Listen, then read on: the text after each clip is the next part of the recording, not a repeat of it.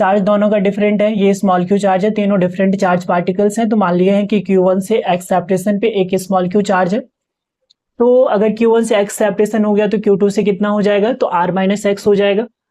अब हमें Q1 के कारण इस पे जो फोर्स लगेगा वो इस डायरेक्शन में लगेगा, तो मान लेते हैं F1 फोर्स लग रहा है। Q2 के कारण इधर जो फोर्स लगेगा वो कितना, F2 हो जाएगा। तो F1 का वैल्यू और F2 का वैल्यू हमें निकालना है। ये इक्विलिब्रियम में तभी रहेगा ना अगर ये चार्ज पार्टिकल्स है, इधर फोर्स लग रहा है कितना, तो F1, इधर फोर्स लग रहा है F2। तो इक्विलिब्रियम में तभी रहेगा जब F1 इज इक्वल टू हो जाएगा F2।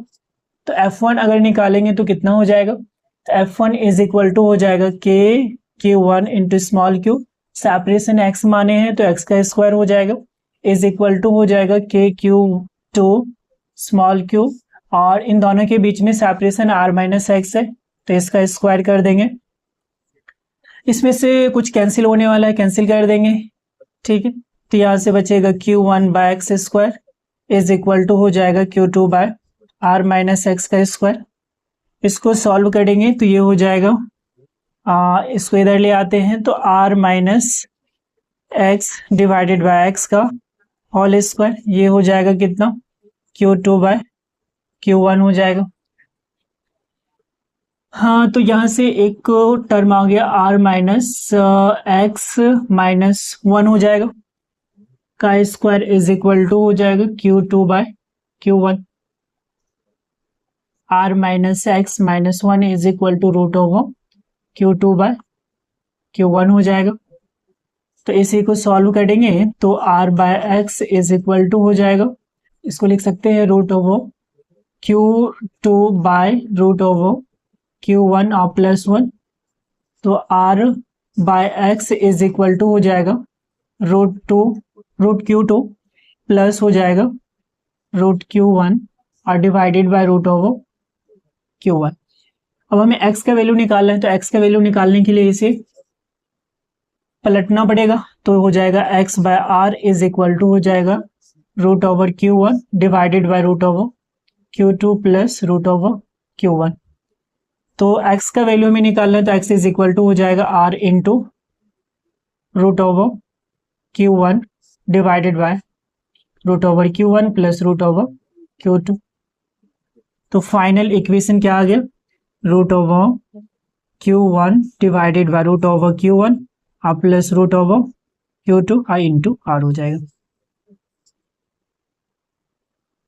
तो इस पोजीशन पे अगर रखेंगे चार्ज पार्टिकल्स को तो उस पोजीशन पे वो इक्विलिब्रियम में रहेगा, मतलब नेट फोर्स वहां पे जीरो काम करेगा। अच्छा, तो अगर हम कहें कि दो सिमिलर चार्ज है Q, ये R सेपरेशन पे रखा हुआ है, तो बीच में कहाँ पे रखे ताकि इसका वो जो चार्ज पार्टिकल्स वो इक्विलिब्रियम में रहे। तो मान लेते हैं कि यहाँ से x सेपरेशन पे रखेंगे तो x का वैल्यू अगर निकालेंगे तो कितना हो जाएगा, तो x बराबर हम लोग पढ़े हैं कि जिस चार्ज से कंसीडर करते हैं उसको ऊपर में लिखते हैं। तो यहाँ पे तो दोनों सेम ही है, तो किसी भी चार्ज पार्टिकल को ऊपर में लिख सकते हैं। तो रूट ओवर Q और बाय रूट ओवर हो जाएगा Q plus root over Q, दोनों चार्ज सेम है, और इंटू दोनों के बीच में सेपरेशन r है। तो इसको सॉल्व करेंगे तो x बराबर हो जाएगा root over Q divided by 2 root Q into r, ये कैंसिल होगा मतलब r by 2, x is equal to r by 2 आ जाएगा। मतलब अगर हमें दो सेम चार्ज पार्टिकल्स है उसके बीच में अगर तीसरा चार्ज पार्टिकल रखेंगे तो उसके बीच जो सेपरेशन है उसके हाफ डिस्टेंस पे कोई भी चार्ज पार्टिकल्स रखेंगे तो वो इक्विलिब्रियम में रहेगा, और सेम नेचर का रखना पड़ेगा, या फिर हम कह सकते हैं अपोजिट नेचर का। अगर ये दोनों चार्ज सेम है तो हमें पॉजिटिव चार्ज रखे, नेगेटिव चार्ज रखे, दोनों इक्विलिब्रियम होगा। लेकिन इन दोनों में से कोई भी चार्ज अगर अपोजिट नेचर का है तो उसके लिए हमें बाहर में रखना पड़ता है। बट इस केस में क्या हो जाएगा, जब सिमिलर चार्ज रहेगा तो उस केस में हमें पॉजिटिव भी रख सकते हैं, नेगेटिव भी रख सकते हैं, जिससे क्या होगा कि इस पे नेट फोर्स जीरो हो जाएगा। तो हाँ, यहाँ से इसका पोजीशन कितना हो जाएगा, अगर इन दोनों के बीच में सेपरेशन अगर r मान लेते हैं तो सेपरेशन कितना हो जाएगा, तो ये r बाई 2 हो जाएगा, ये भी r बाई 2 हो जाएगा, ठीक है। अच्छा, अगर यहाँ से r सेपरेशन पे है और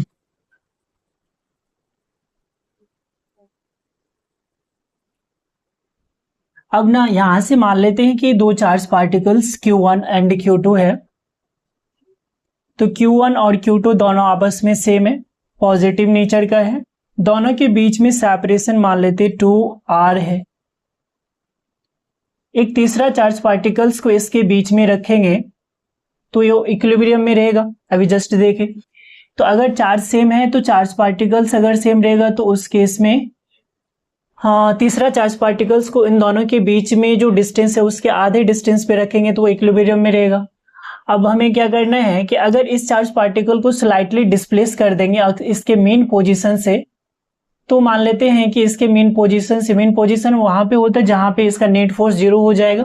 तो ये r यहाँ पे टोटल डिस्टेंस 2r है, तो ये हो जाएगा r यहाँ से यहाँ तक का डिस्टेंस, फिर ये भी r हो जाएगा। तो अगर हम इसको स्लाइटली डिस्प्लेस कर देते हैं, मान लेते हैं कि x सेपरेशन पे इसको, और ये x जो है काफी स्मॉल डिस्प्लेसमेंट है, तो अगर इसको स्मॉल डिस्टेंस से डिस्प्लेस कर देंगे तो देखते हैं ये क्या करता है। इस चार्ज पार्टिकल को स्लाइटली डिस्प्लेस कर दिए x डिस्टेंस, तो अब अगर यहां से यहां तक का डिस्टेंस कंसीडर करेंगे तो ये हो जाएगा r प्लस एक्स हो जाएगा, और ये वाला डिस्टेंस कितना हो जाएगा, तो ये वाला डिस्टेंस r माइनस एक्स हो जाएगा। ठीक है, तो इस केस में अगर हम इसको फर्स्ट मान लेते हैं, इसको सेकंड मान लेते हैं, तो फर्स्ट के कारण जो फोर्स लगाएगा वो इस डायरेक्शन में, और सेकंड के कारण फोर्स लगाएगा इस डायरेक्शन में। तो हमें नेट फोर्स निकालना है, तो नेट फोर्स निकालने के लिए पहले हमें F1 निकालना पड़ेगा। तो F1 इज इक्वल टू कितना हो जाएगा, तो चार्ज है Q into small q divided by इन दोनों के बीच का सेपरेशन r प्लस एक्स है, तो इसका स्क्वायर करेंगे तो F1 बराबर हो जाएगा, अच्छा F1 बराबर तो इतना ही होगा, तो KQ1 small q by r plus x का होल स्क्वायर ही होगा। अगर हम F2 निकालेंगे तो F2 बराबर हो जाएगा KQ into small q by r minus x का स्क्वायर। हमें नेट फोर्स निकालना है, तो अभी इन दोनों में अगर कंपेयर करेंगे तो कौन सा फोर्स ज्यादा हो जाएगा, तो ऑफ कोर्स यहाँ पे डिनोमिनेटर कम दिख रहा है, यहाँ पे डिनोमिनेटर ज्यादा है, तो इस केस में हम कह सकते हैं कि F नेट बराबर जो हो जाएगा वो कितना F2 माइनस F1 हो जाएगा।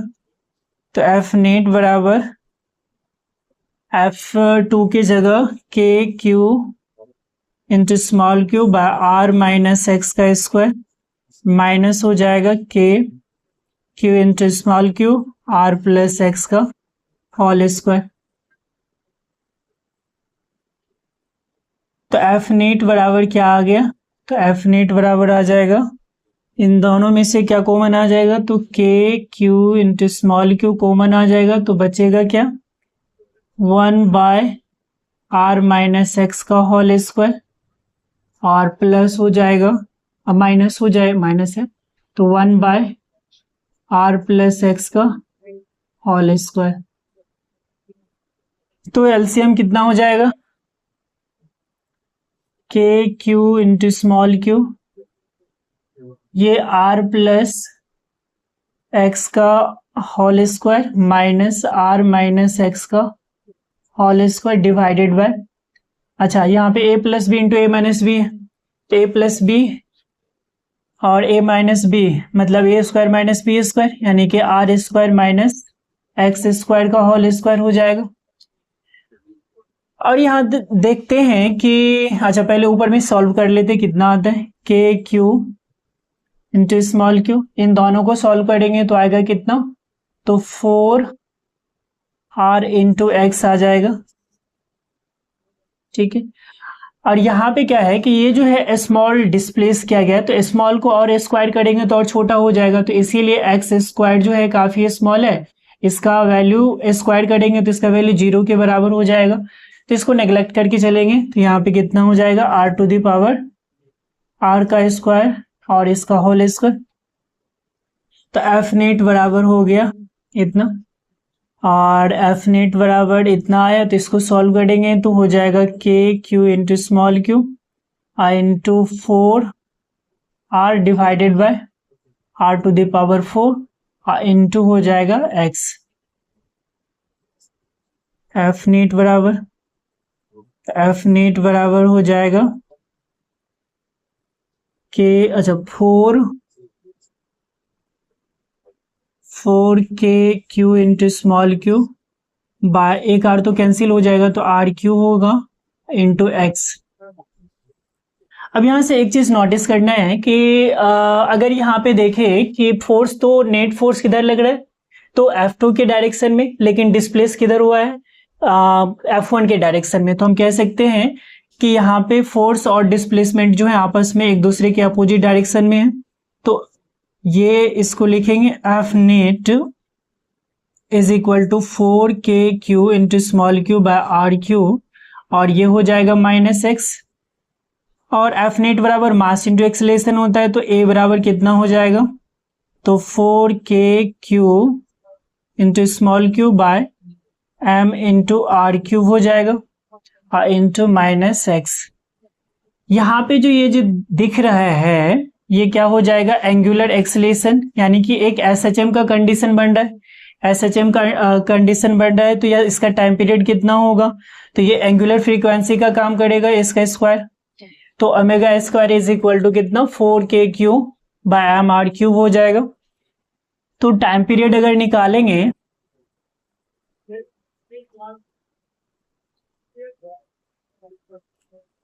सिंस ए बराबर जो निकला है वो कितना, 4k इंटू स्मॉल क्यू और divided by m r cube, और ये -x, ये जो काम करेगा वो किसका काम करेगा, तो ओमेगा स्क्वायर का। Omega square is equal to 4k into small q divided by m r cube, और ओमेगा बराबर हो जाएगा रूट ऑफ कितना, तो 4k into small q divided by m r cube, और ओमेगा बराबर होता है 2π/t। हमें टाइम पीरियड निकालना है, तो टाइम पीरियड बराबर क्या हो जाएगा, 2π/ओमेगा। तो ओमेगा बाय ओमेगा हुआ तो m r square m r cube ऊपर चले जाएगा, तो हो जाएगा m r cube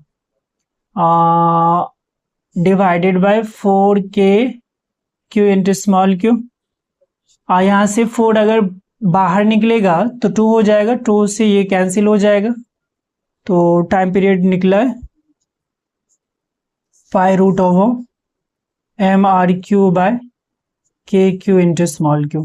this is the time period. मतलब क्या कि जब हम इसको स्लाइटली डिस्प्लेस करेंगे तो ये जो पार्टिकल्स है SHM करना स्टार्ट कर देगा। मतलब अगर हम कहें कि ये इसका मेन पोजीशन है, तो ये अगर स्लाइटली x डिस्टेंस अगर यहाँ पे डिस्प्लेस हुआ है तो फिर क्या करेगा, पहले अपने मेन पोजीशन पे आएगा, फिर यहाँ से चूंकि इसके पास अब एक्सेलरेशन आ जाएगा तो ये क्या करेगा, सीधे इधर जाना चाहेगा, और इस तरीके से इसका जो होगा यानी कि SHM करना स्टार्ट कर देगा कुछ इस तरीके से। तो ये SHM करेगा जिसका टाइम पीरियड कितना निकला,